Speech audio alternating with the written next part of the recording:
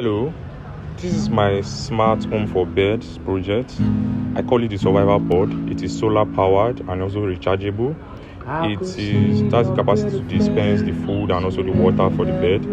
I use an ultrasonic sensor to sense the level of the food, and also this is the ball I place inside for the bird to play with.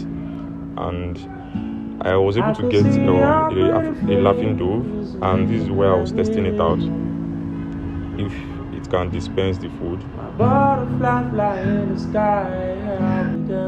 So this is me working on the project. I use the foam board for the project.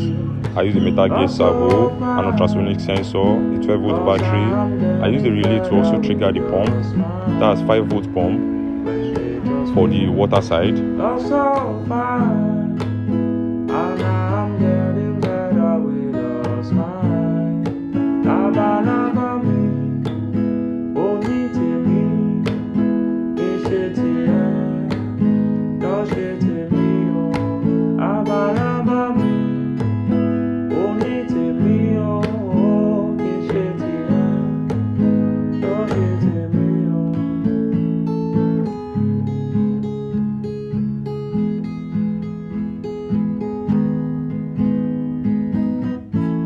So this is me going to the market to get a bed.